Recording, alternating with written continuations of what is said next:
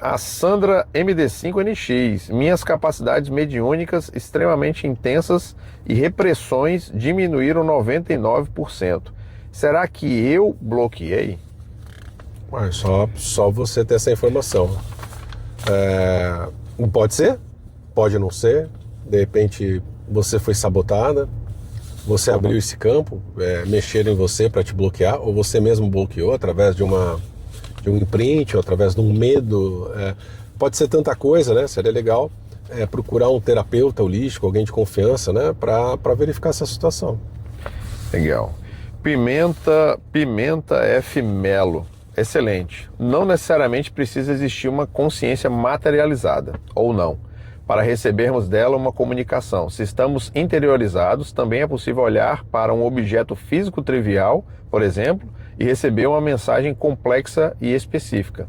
Acontece.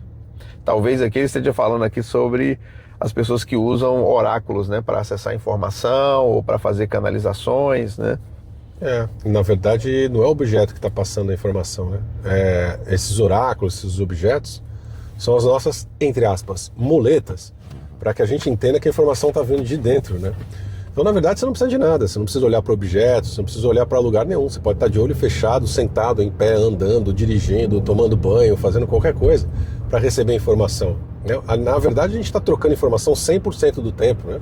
É o momento em que a sua atenção é chamada para aquela informação que está chegando.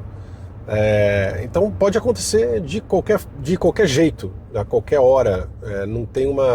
Não existe um procedimento para receber uma informação. Se você tem um procedimento, um objeto ou algum ritual para receber informação, isso é para você, não é para a informação que está sendo passada. É para você entender que aquele é o momento de você prestar atenção nas informações que estão chegando.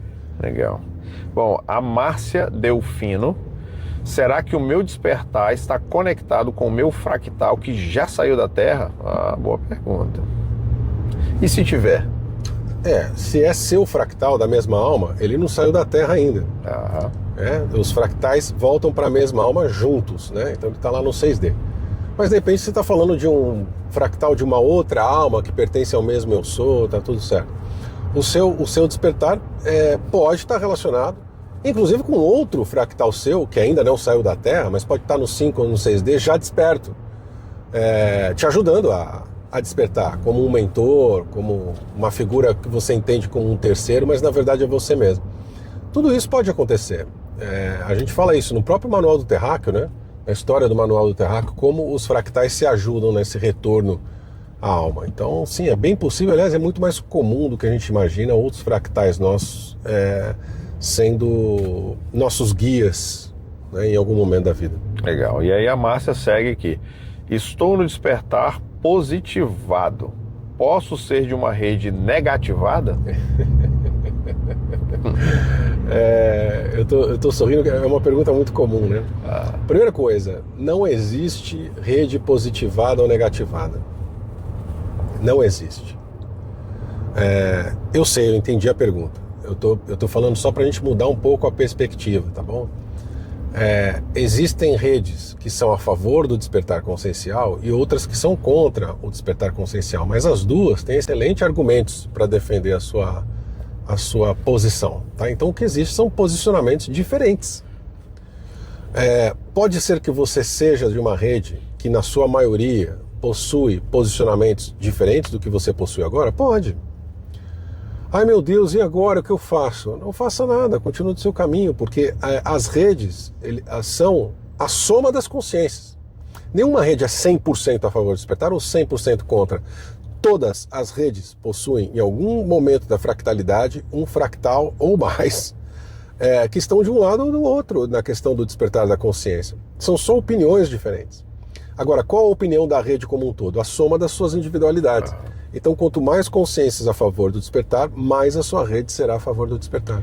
Legal. Em linhas gerais, é como se eu fosse, na minha concepção do que é o bem, o que é o mal, o que é o bom e o ruim, eu fosse uma pessoa boa, mas estou no meio de uma galera ruim. É mais ou menos isso? Seria mais ou menos isso? Eu só não gosto do bom e do ruim porque ela rotula. Rotula. Tá? Vamos falar o seguinte, então? eu vou falar o dois. Eu sou um bolsonarista numa família petista ou sou um petista na família bolsonarista? Será que eu vou conseguir convencer todo mundo? Bom, muito bom. A Gisele Góes 9224. Meninos, o Lian disse que tudo que a gente acessa é verdadeiro. Pergunta, quando estamos nesse processo do despertar, do treino, esse verdadeiro pode não ser? Por exemplo, como não é interessante para o outro lado o despertar, pode acontecer de não ser o verdadeiro, mas sim uma holografia para que, como ele disse, né, quebrar esse processo? Pode, mas a holografia é verdadeira. É isso que eu quero dizer aqui, que você acessa é verdadeiro. Quer dizer, porque a pessoa fala assim, será que é algo da minha cabeça que eu estou inventando? Você não está inventando, você está acessando uma holografia. Essa holografia é real e ela existe. E quando você acessa ela, você sente ela. É possível você puxar informação dela. Ela foi feita para te passar uma informação, mesmo que seja enganosa. Então ela existe. Você está vendo aquilo que realmente existe. Aí a gente passa por uma outra pergunta. Aí sim, isto é real ou é holográfico? Mas os dois existem, o real e o holográfico. Então quando a gente está acessando uma informação, aquilo existe, você está acessando uma informação.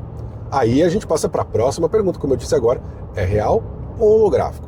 As holográficas normalmente, nem sempre, servem para nos enganar. Existem holografias colocadas pelas redes a favor do despertar para ver se acelera um pouco o nosso despertar. Também existe isso, tá? Legal. É bom colocar isso. São armas utilizadas pelos dois lados. Legal.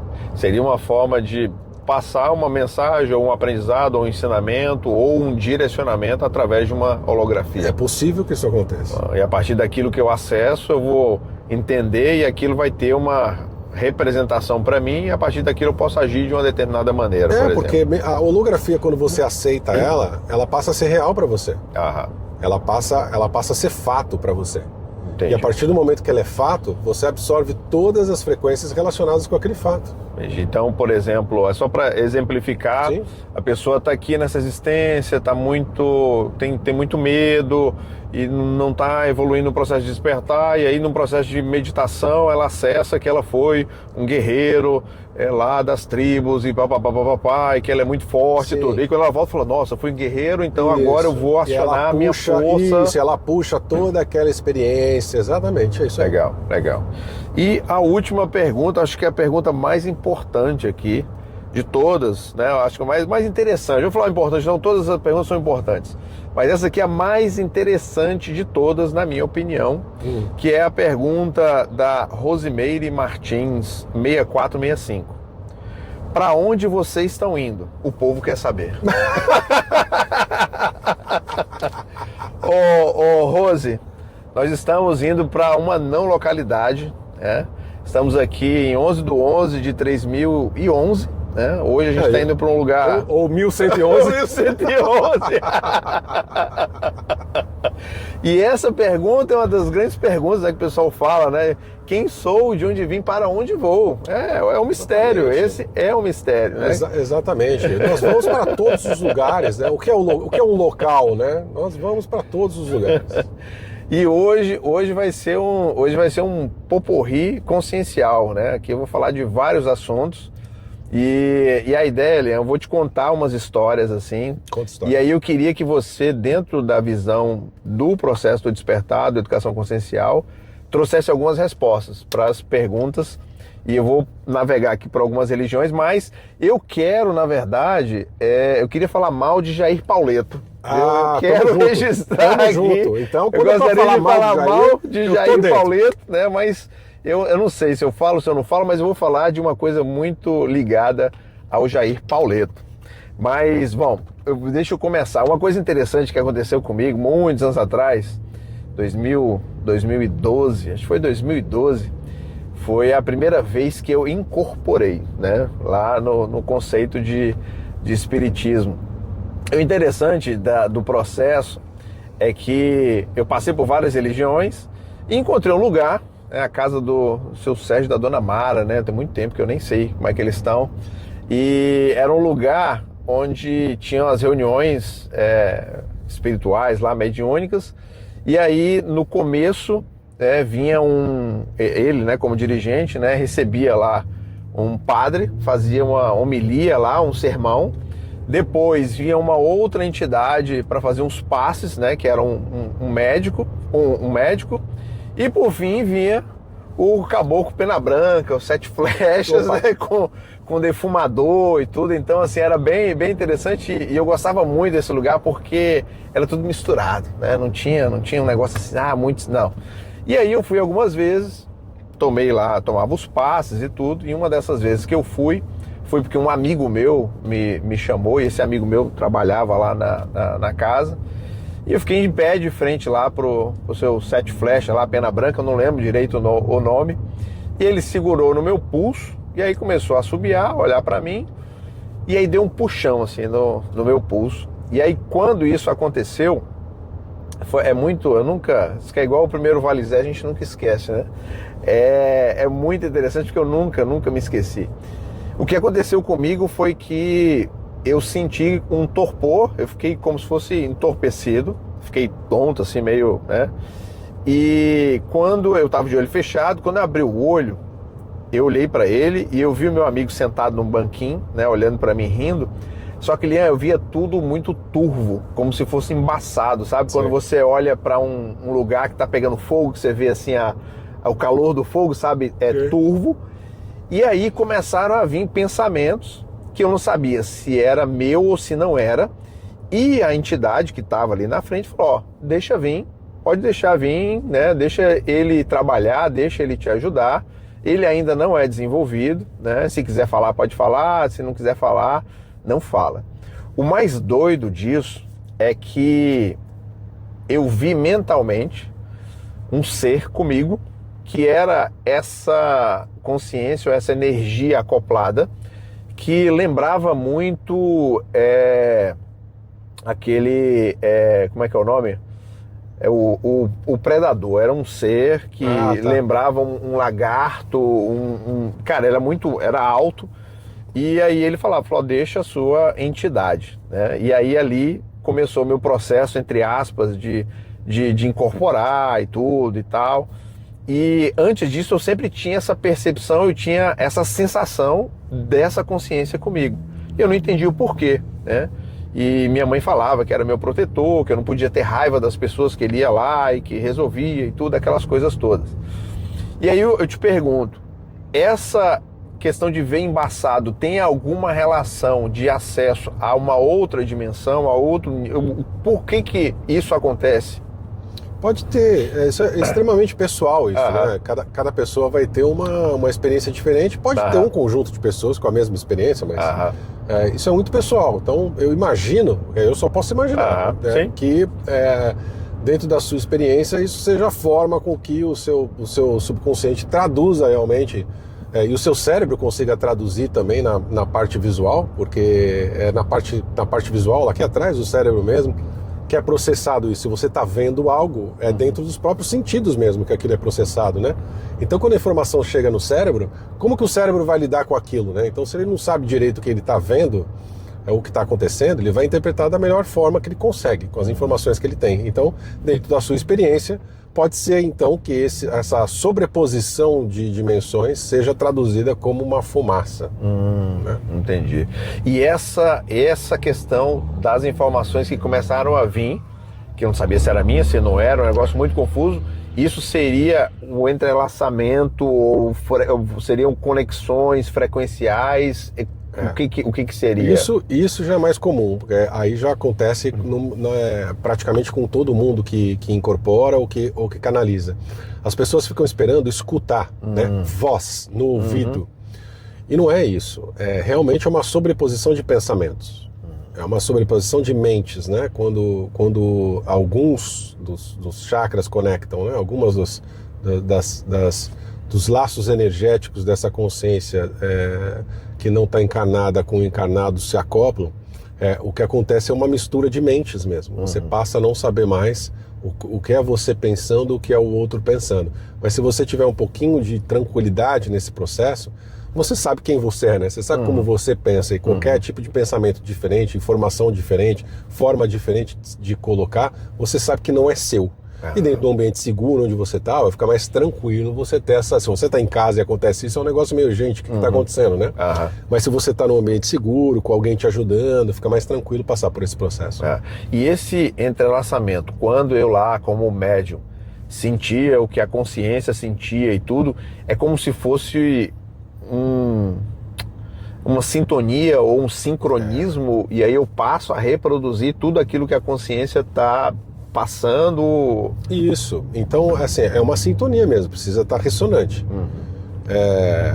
Por isso que a gente pode se comunicar com um certo tipo de entidades e com outras não, e aí sem limites. E mesmo dentro da nossa próprio dia a dia, tem momentos que a gente não está sintonizando com aquela entidade que a gente está acostumado a falar, estamos sintonizando com alguma outra, pode vir algum novo, enfim.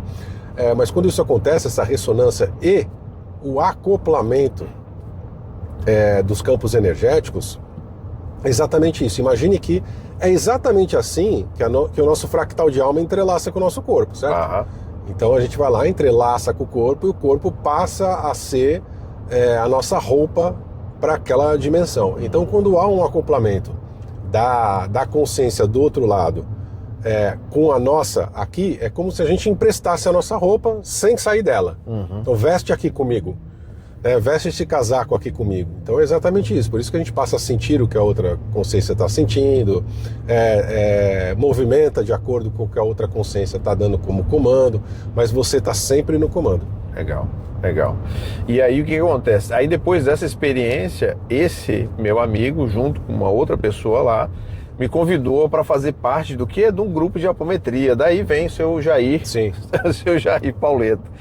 E aí eu comecei a fazer um trabalho de apometria como médium de passagem, porque eu tinha incorporado, e aí falou, não, vamos fazer. E aí a gente começou um trabalho de apometria, a gente seguia a linha lá do J.S. Godinho, né? Que tem a do Lacerda, que é bem conhecida, e a do Godinho lá, as 13 leis da apometria, né? Os chakras, os corpos energéticos. E aí era um grupo de aproximadamente aí 6 ou 7 pessoas, e a gente se reunia todo domingo, às 7 horas da noite, na casa do coordenador lá, do dirigente do grupo. Aí eu te pergunto, por que esses trabalhos espirituais ele tem que ter um dia e um horário, né? Tem algo bem interessante lá no Manual do Terráqueo sobre quando ele veio como mentor, mas isso aí tá lá no manual. Mas por que esses trabalhos eles têm dia e horário específico? Porque lá atrás eu sempre pensava que a espiritualidade está 24/7, né? Por que tem que acontecer num tal dia e tal horário? Na verdade, assim, não é que tem, né? Mas tem algumas facilidades quando você tem a disciplina de ter sempre o mesmo local, um dia e um horário. Ou seja, você tem um endereço vibratório no espaço-tempo para aquele trabalho ser realizado. Então, você tem uma certa organização para o compromisso de todas as consciências envolvidas, de naquele endereço vibratório de espaço-tempo, todos estarem disponíveis para aquele trabalho. Então é muito interessante, mesmo quando as pessoas fazem evangelho no lar, né, esse tipo de coisa dentro do espiritismo, ou as missas, os encontros serem sempre na mesma localidade, no mesmo dia, no mesmo horário, tem uma organização multidimensional que pode trabalhar para aquilo. É claro que você está falando do domingo, 7 horas da noite, esse é o endereço vibracional aqui do 4D. No 5D tem outro. Lá não tem domingo, lá não tem... Né? No 6D tem outro endereço. Mas todo mundo se acha dentro dessa referência do 4D. Então é como se eu tivesse um compromisso. Sabe, a pessoa tenta marcar alguma coisa com você naquele horário e fala, não, olha, domingo 7 da noite, eu não posso. Então, isso acontece multidimensionalmente. Né? E o mesmo local é interessante também por causa da questão da defesa do local, né? Da proteção do local.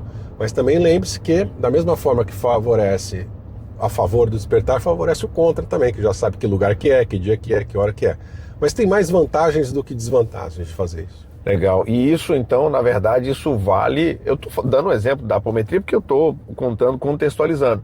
Mas isso pode ser aplicado para o seu processo individual. Claro. De meditação, de conexão e tudo. Então, talvez... E aí é justamente por isso que, por exemplo, no caso das conexões, tem um dia e um horário também não é algo assim, vamos fazer agora, vamos fazer qualquer dia ou qualquer horário. Não é aleatório. Você vê, dentro da educação consciencial, nós temos as lives de domingo. Faz 8 anos que eu faço live domingo à noite. Né? 8 anos. Já mudamos, já começava às 9 da noite no começo. Né? Acho que durou 1 ano. Depois foi para 7, onde é até hoje. Então deve fazer aí uns 7 anos que eu faço live todo domingo. 7 horas da noite. E faz suas proteções antes, porque a galera já sabe, né? E normal. Antes, durante, depois, não sei o que. A gente tem as nossas conexões de quinta-feira, tem as lives do 2.0 de sexta-feira. Eventualmente pode mudar o dia.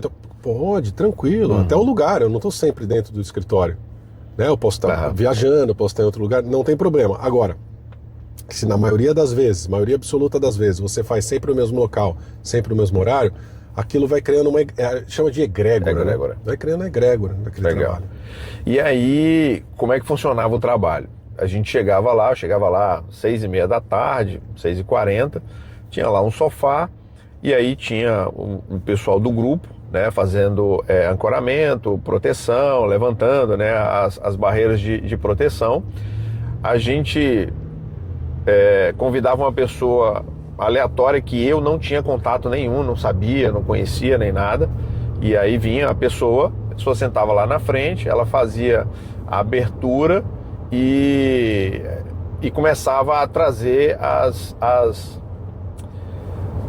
experiências, né? E aí, conceitualmente, isso tem muitos anos que eu fiz, conceitualmente, o que a gente aprendia lá era que a minha vida hoje, ou minhas personalidades de hoje, são resultados das experiências que eu tive no passado, né? A soma dessas experiências. Sim. E aí é como se fossem discos, e quando eu venho para cá, eu posso ou não acionar esses discos, né? Então, disco, para quem não sabe, pode pesquisar aí no YouTube, disco de vinil, CD, né? Porque é bem antigo esse conceito. Mas é como se fosse arquivo. Isso, como se fossem vários arquivos. E aí, através do processo lá da apometria, ia-se buscando esses arquivos para se fazer um processo de doutrina ou para consertar, digamos assim, ou resolver aquele problema.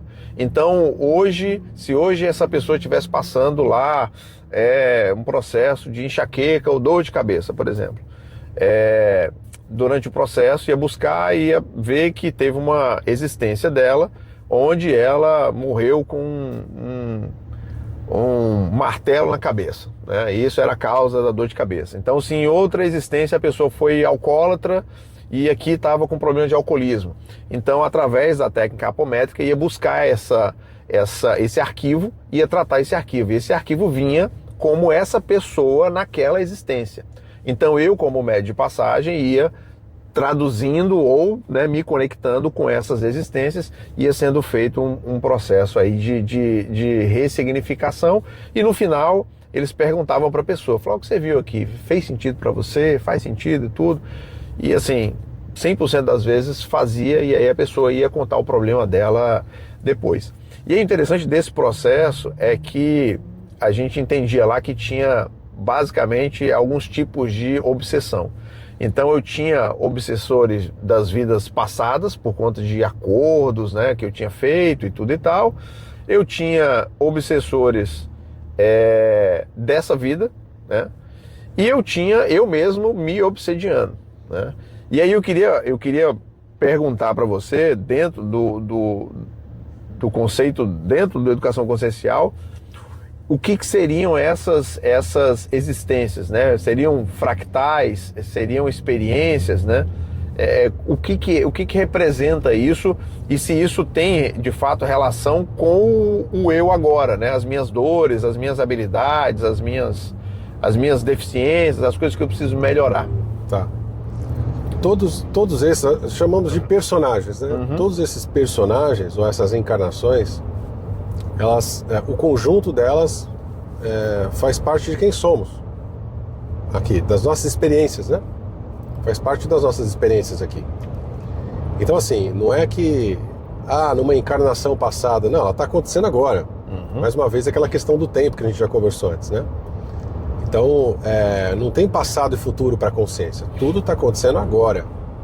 Então, todas as experiências influenciam todas as experiências. Então as dores, as alegrias que eu estou sentindo agora, elas podem ser potencializadas por experiências que estão acontecendo em outro local no espaço-tempo. Está tudo conectado. E a minha decisão de agora afeta as outras decisões em outros lugares. E as decisões dos outros lugares afetam as minhas decisões agora. Está tudo conectado. É bem mais complexo do que a gente possa imaginar. Bem mais complexo. Então, uma vez que eu acesse o que está acontecendo lá atrás, ressignifique, eu dê um outro sentido, isso vai reverberar, vai refletir em todas do aqui agora e claro. daqui para frente. Esse é o trabalho da apometria, da linha do tempo, exatamente esse.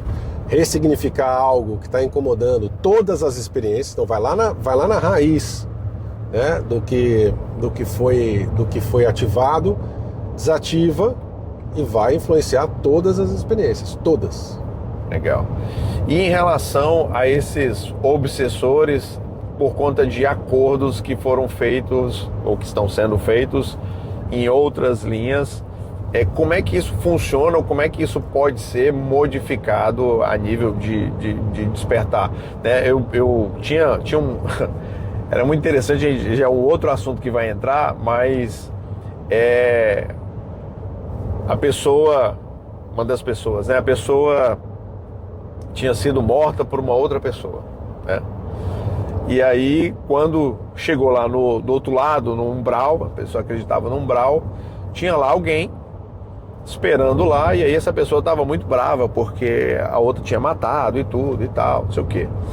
E aí essa pessoa que estava lá do outro lado falou assim, ó, vamos fazer o seguinte, vamos arrumar uma vingança aqui e se você quiser eu faço a sua vingança. A gente vai influenciar essa pessoa que te matou para ela ficar louca ou ela se matar e tudo e tal, e para ela ter o castigo dela pelo que ela fez com você.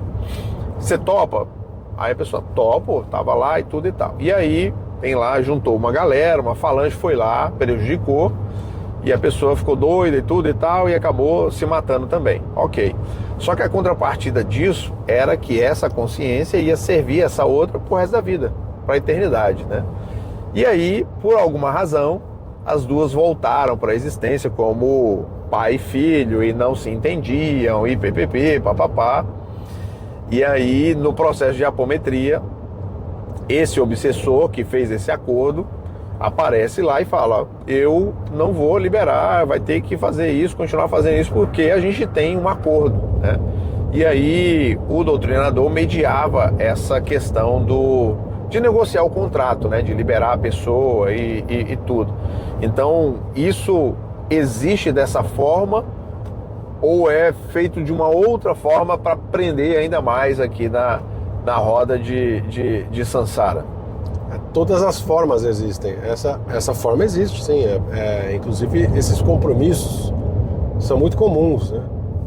As pessoas se envolvem em coisas aí, entre encarnações e outras encarnações, e fica fazendo acordo para sempre, tempo indeterminado, e depois muda de opinião, muda de perspectiva e tem que ficar se livrando disso. Vai ter que ser negociado mesmo, porque o que vai fazer? Você negocia alguma coisa comigo, eu sempre dou o exemplo, né, da questão financeira que fica bem alegórico.